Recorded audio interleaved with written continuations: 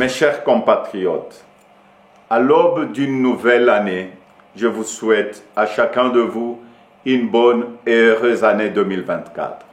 Qui dit année nouvelle, dit résolution personnelle. Nous venons de vivre ensemble une histoire qui nous lie à jamais. Je vous remercie tous pour la grande confiance que vous m'avez manifestée tout au long de la campagne où nous avons pu nous parler et dresser de plans d'avenir. Je remercie tous mes alliés pour leur soutien. Je vous remercie tous pour le vote massif que vous m'avez accordé.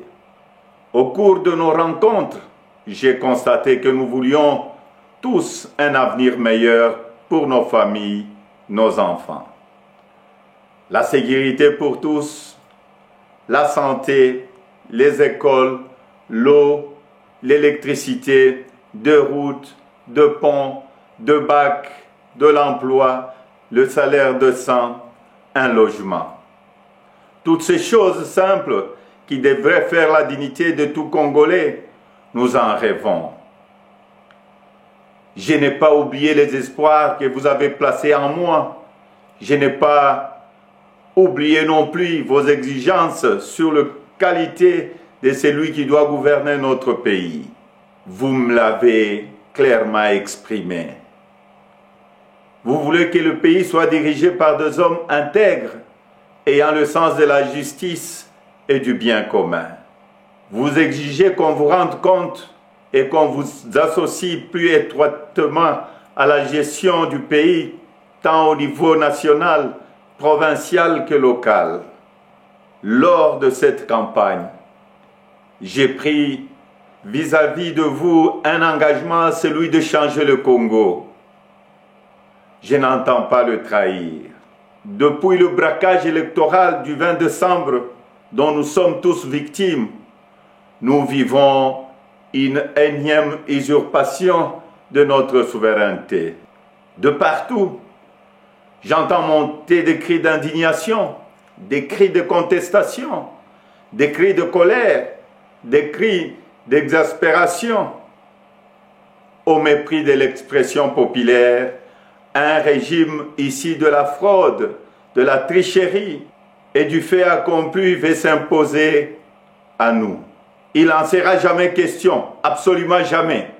À l'aube de cette année nouvelle, au cours de laquelle nous aspirons à la paix, à la sécurité, à la stabilité et au développement, nous savons tous que nous ne pourrons jamais bâtir une nation apaisée et tisser le lien du vivre ensemble sur le mensonge, la fraude et la tricherie.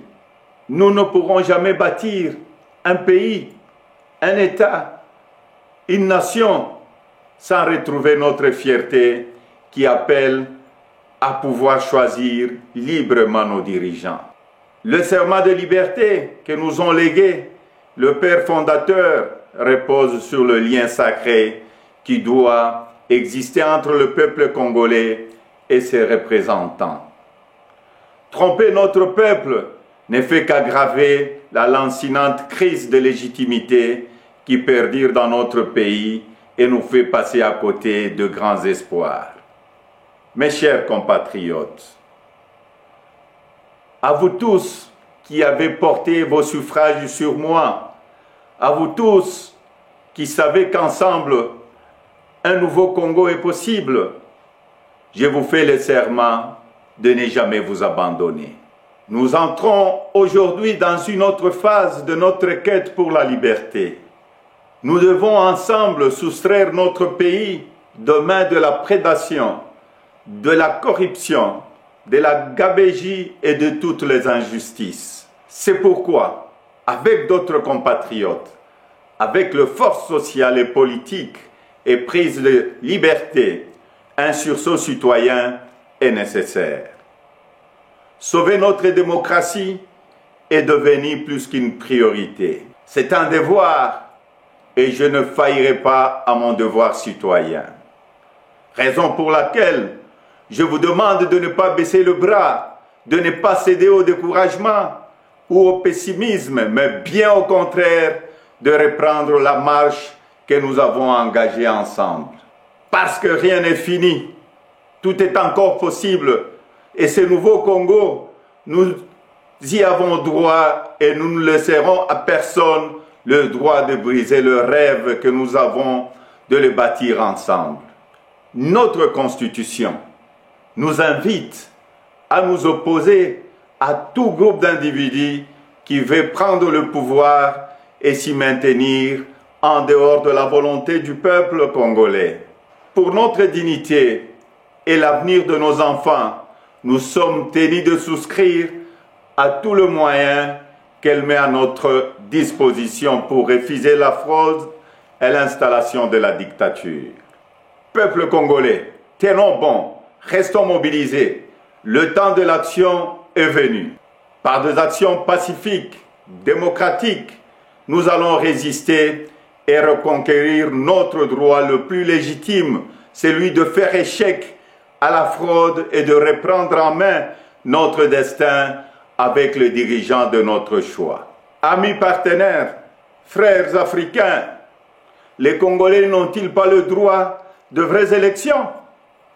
Dites-moi, dans quel pays au monde l'on retrouve des machines à voter entre les mains des candidats du pouvoir et on se précipite à proclamer et à féliciter un vainqueur aux élections?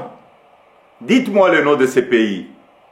Citez-moi un seul pays au monde où l'on décide de prolonger la période des élections de 11 heures à 6 ou 7 jours et on se précipite ensuite à féliciter le vainqueur.